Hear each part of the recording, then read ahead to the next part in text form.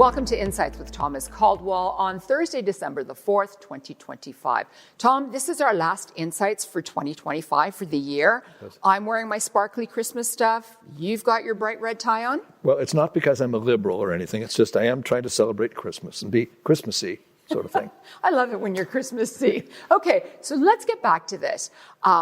Since it's our last one, I want to know what your thoughts are for our economy throughout the year.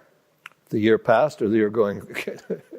Well, whatever you'd like. It's interesting. I was seeing how numbers can sometimes mask, numbers and rhetoric can mask real events. For example, as far as the equity markets, and that's where I live, it's been a good year. I mean, everybody's double-digit returns, so we all think we're smart again.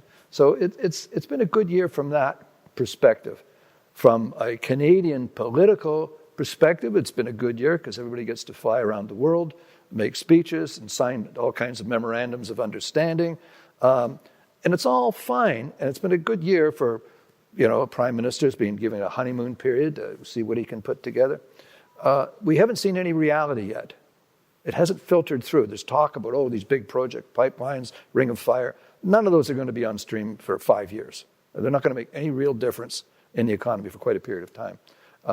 And the numbers, the growth numbers in the Canadian economy that just came out are really fun with figures. It's because of reduced imports that our per capita GDP looks as if it's gone up, but it hasn't. So in actual fact, the reality is Canadians are having a tough time, and everybody's talking, and the numbers look good. I mean, I saw today the banks are showing great earnings, and everybody's, it's a good time for the economy. No, it's a good time for the banks. So, but the economy per se, people ask me, are we going into a recession? And the answer is no. We are in a recession right now. Right now. Youth unemployment is off the Richter scale. You can't get jobs coming out of universities in Canada now.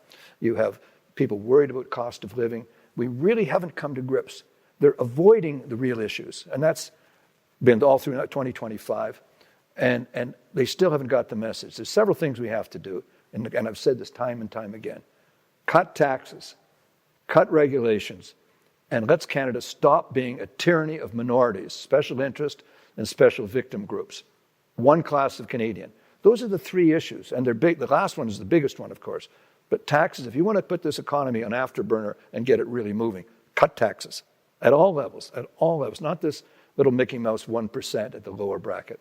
So those are the real policy, and as long as we avoid real policies, we're going to have a problem going through, because we have Trump facing us, we have that uncertainty with the free trade coming up, coming up in the early part of the year.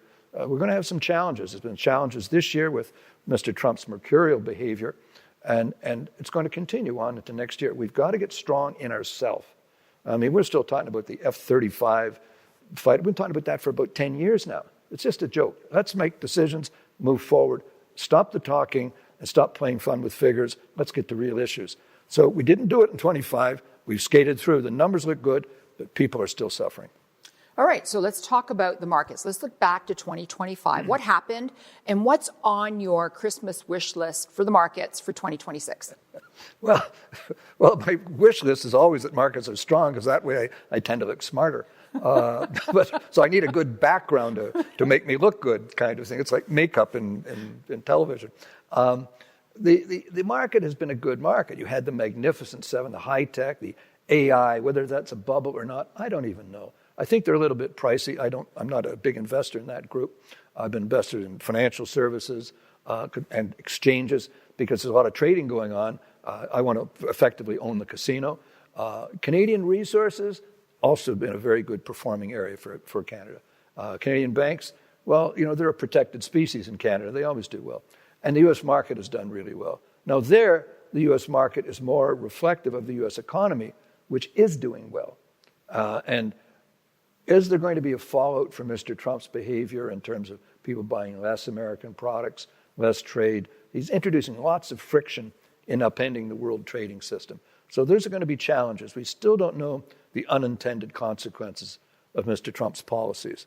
And some of them are getting a little aggressive, particularly these blowing up of boats and shooting survivors. I mean, they're getting a little bit off the rails here. So it's going to be an interesting year. This year has been interesting. It's been challenging, but it's been profitable, particularly for equity investors. I think next year is going to be much the same, but you just have to pick your spots. And your wish? My wish is a strong market to make me look good. I love it. But, that's shallow. Obviously, you look at the world and you see so many problems, and, we've got to do a better job. You look at the money that's being spent in defense. Against who? Against who? What? Nobody just wants to have a big war, and everybody's going to try to avoid that. I think we can do more to help people, not only in Canada, but around the world. We can do more stuff. And we've got to think bigger. We've got to dream bigger, and our politicians have got to get out of this mind lock of big policies and buying votes with their money. They've got to think differently. We need smarter at every level, not only government, but also in the corporate world as well. So think bigger, dream bigger, and we can do it. Canada's an incredible country with what we have in natural and human resources. We don't have excuses. If we blow this, it's because we've just been dopey. Thank you so much, Tom. Merry Christmas, and also Happy Hanukkah. Merry Christmas to you, too. And thank you all for watching. Bye for now.